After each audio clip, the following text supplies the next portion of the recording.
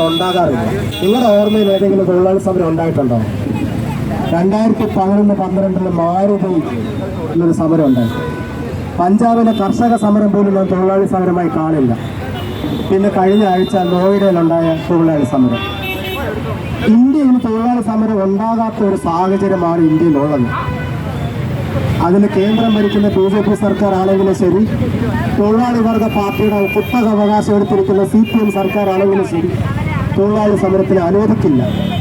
നിങ്ങൾ സമരം ചെയ്യുമ്പോൾ നിങ്ങൾ 266 ദിവസം ഇവിടെ സമരം ചെയ്തപ്പോൾ അതിൽ 226 ദിവസം അരപ്പട്ടിണിയിലും 40 ദിവസം മുഴുപ്പട്ടിണിയിലും മഴയത്തും വെയിലത്തും നിങ്ങളെ കൃമിയൊന്നും കീടമൊന്നും വിളിച്ച് കളിയാക്കിയപ്പോഴും നിങ്ങൾ ആ സമരം വിട്ടുവിടുന്ന് പോയില്ല. അതുകൊണ്ട് തന്നെയാണ് ഈ സമരം വിജയിച്ചത്. ഈ സമരം വിജയിക്കുന്ന മറ്റൊരു ചെറിയൊരു കഥ പറയാം. ഇന്ത്യയിൽ ഫാക്ടറികളിൽ ഞായറാഴ്ച അവധിയും 14 മണിക്കൂർ തുടർച്ചയായി പണിയെടുക്കുമ്പോൾ അരമണിക്കൂർ ബ്രേക്കും കിട്ടാൻ വേണ്ടിയിട്ട് 1982 തൊട്ട് 1990 വരെ 8 കൊല്ലം തുടർച്ചയായി മഹർ ജാതിയിൽ ദളിതിൽപ്പെട്ട ഒരു മഹാൻജി ലോകാന്തെ എന്ന് പറഞ്ഞ ബോംബെ മില്ലിലെ ഒരു ക്ലർക്കാണ് സമരം ചെയ്തത്. ആ സമരം അക്രമാസക്തമല്ലായിരുന്നു. പെറ്റീഷൻ, സിറ്റിന്, റാലി, മെമ്മറാണ്ടം 8 കൊല്ലം തുടർച്ചയായി നടന്ന സമരത്തിലാണ് ഇന്ത്യയിൽ ആദ്യമായി ഞായറാഴ്ച അവധിയായി ഫാക്ടറികളിൽ തൊഴിലാളികൾക്ക് അവകാശമായി കിട്ടിയത്. അതുപോലെ തന്നെയാണ് നിങ്ങൾ കൺസിസ്റ്റന്റ് ആയിട്ട് അക്രമ മാർഗത്തിലേക്ക് പോകാതെ 266 ദിവസം നിങ്ങളുടെ കൂലി 232 മാത്രമാണ്. അതുകൊണ്ട് 4 കിലോ അരി പോലും മേടിക്കാൻ പറ്റില്ല.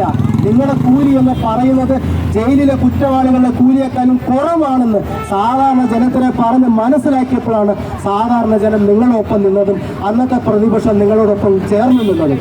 ആ പ്രതിപക്ഷം ഇപ്പോൾ ഭരണപക്ഷമാക്കിയപ്പോൾ നിങ്ങൾക്കിപ്പോൾ 3000 രൂപ കൂട്ടി തന്നപ്പോൾ 266-32 നിന്നും 128 രൂപ കൂടി 400 രൂപ ശമ്പളമായിട്ട് വരുമ്പോൾ ഈ 168 രൂപ കൊണ്ട് നിങ്ങൾക്ക് ഒരു ദിവസം എക്സ്ട്രാ ഒരു 3 കിലോ അരി മാത്രമേ മേടിക്കാൻ പറ്റുകയുള്ളൂ.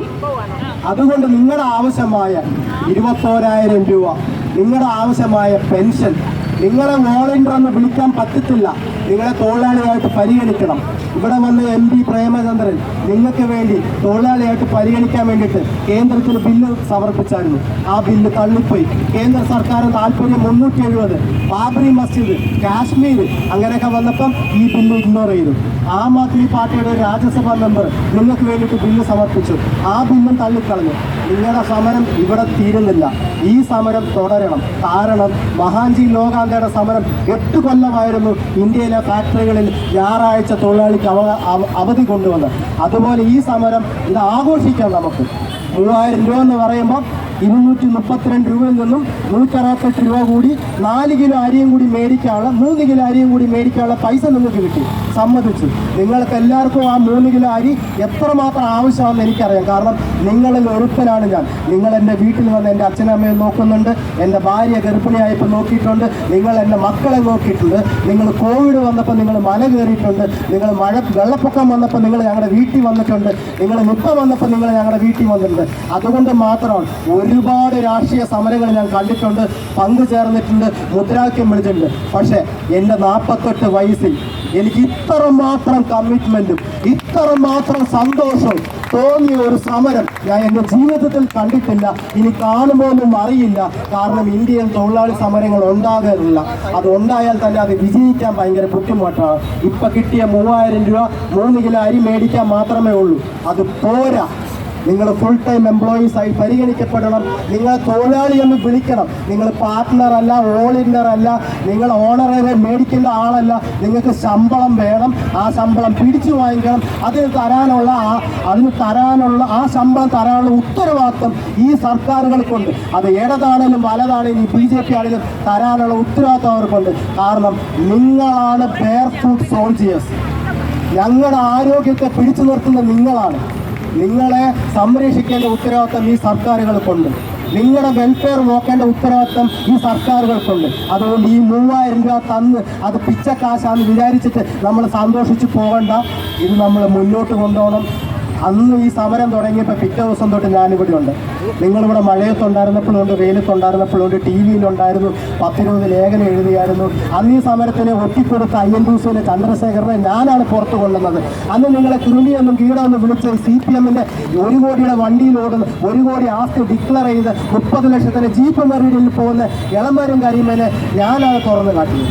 നിങ്ങളെല്ലാവരും ഓട്ടോ കയറി പോകാൻ ആളുണ്ടെന്നാണ് പറഞ്ഞത്. നിങ്ങൾ ഓട്ടോ കയറി പോകുന്ന ആളാണ് ഇളമരം കരിമനെ വീട്ടിൽ പോയി ചോദിച്ചാൽ മതി എന്ന് പറഞ്ഞ് പിണറായി വിജയനെ വീട്ടിൽ ഇരുത്തിയത്. ഇന്ന് രാവിലെ ഒരു ഫോട്ടോ കണ്ടു, പിണറായി വിജയൻ റെയിൽവേ സ്റ്റേഷനിൽ ആരോ ഇല്ലാതിരിക്കുന്നത്. അതിന് കാരണം നിങ്ങളെ കൃമിയൊന്നും കീടൊന്നും വിളിച്ചത് കൊണ്ടാണ്. അത് പിണറായി വിജയൻ മാത്രമല്ല, ഏത് തൊഴിലാളിയെ നിങ്ങൾ തള്ളി പറയുന്നു ആ തൊഴിലാളി തിരിച്ചടിക്കും. അതൊരു ദിവസം വരും, അന്നത് അവർ വീഴുകയും ചെയ്യും, അത് ഉറപ്പാണ്. അതുകൊണ്ട് നിങ്ങൾ 21,000 സ്റ്റിക്ക് ഓൺ ചെയ്യുക, നിങ്ങളെ തൊഴിലാളിയായിട്ട് പ്രഖ്യാപിക്കണമെന്ന് അവകാശപ്പെടുക. കാരണം ഇന്നത്തെ കാലഘട്ടത്തിൽ ലേബർ കോഡ് വന്നിട്ട് തൊഴിലാളിയായിട്ടല്ല കാണുന്നത്.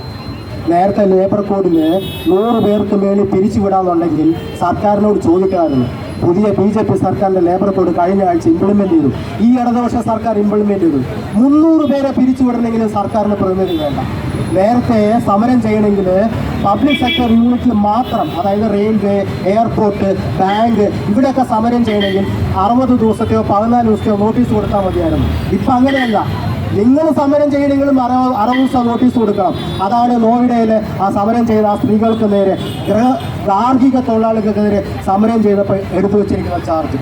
NSA ആണ്, നാഷണൽ സെക്യൂരിറ്റി ആക്ട് ആണ് അവർക്ക് മേൽ ചുമത്തിയിരിക്കുന്നത്. NSA ഫാക്ടറികളിൽ 40% ഫാക്ടറികളിൽ സേഫ്റ്റി ഇൻസ്പെക്ഷൻ ഓഫീസർമാരില്ല. അതുകൊണ്ടാണ് ഫാക്ടറികൾ ശവപ്പറമ്പുകളായി മാറിക്കൊണ്ട് ഒരു ദിവസം കണക്കനുസരിച്ച്, സർക്കാരിൻ്റെ പൂഴ്ത്തി വെച്ച കണക്കനുസരിച്ച് ഒരു ദിവസം 3 തൊഴിലാളികൾ ഇന്ത്യയിൽ ഫാക്ടറികളിൽ ചത്തു വീഴുന്നുണ്ട്. ഏറ്റവും അവസാനത്തെ ഉദാഹരണം പറയാം. വേദാന്തയിൽ 20 പേര് മരിച്ചായിരുന്നു. വേദാന്തയിൽ ഛത്തീസ്ഗഡിൽ ബോയിലർ പൊട്ടിത്തെറിച്ച്. ബോയിലർ സേഫ്റ്റി ആക്ട് 42 അംബേദ്കർ കൊണ്ടുവന്നതാണ്. നമ്മൾ 2026 എന്നിട്ട് അവിടെ പൊട്ടിത്തെറിച്ച് ആൾ മരിച്ചു. കൊച്ചിയിൽ നിങ്ങൾക്ക് ഓർമ്മയുണ്ട്, ഒരു അന്യ സംസ്ഥാന തൊഴിലാളി ലൂബ്രിക്കൻറ്റിൽ ഒരു ബീഹാർ മരിച്ചത്, അതും ബോയിലർ പൊട്ടിത്തെറിച്ചാൽ മരിച്ചത്. എല്ലാ രീതിയിലും ലേബർ കോഡ് കൊണ്ടുവന്ന് ഇന്ത്യയുടെ തൊഴിലാളി അവകാശങ്ങളെ കോംപ്രമൈസ് ചെയ്ത് തൊഴിലാളി ഒരു ഡിസ്പോസബിൾ ഐറ്റമായിട്ടാണ് കേന്ദ്ര സർക്കാരും സംസ്ഥാന സർക്കാരുകളും കാണുന്നത്. നിങ്ങൾക്കറിയാലോ, മനേർഗ പോലും മാറ്റിമറിച്ചവർ ഈ സർക്കാർ. മനേർഗ പോലും, തൊഴിലുറപ്പ് പദ്ധതി പോലും മാറ്റിമറിച്ചിട്ടില്ല. അതുകൊണ്ട് നിങ്ങൾ തൊഴിലാളികളായിട്ട് നിങ്ങളെ പ്രഖ്യാപിക്കണമെന്ന് പറയുക. നിങ്ങൾ ആ അവകാശത്തിന് വേണ്ടി പോരാടുക. നിങ്ങൾ ഈ സമരപ്പന്തൽ വിടാതിരിക്കുക. നിങ്ങളോടൊപ്പം കേരള സമൂഹം ഉണ്ടാകും. ഇൻക്ലാബ് സിന്ദാബാദ്.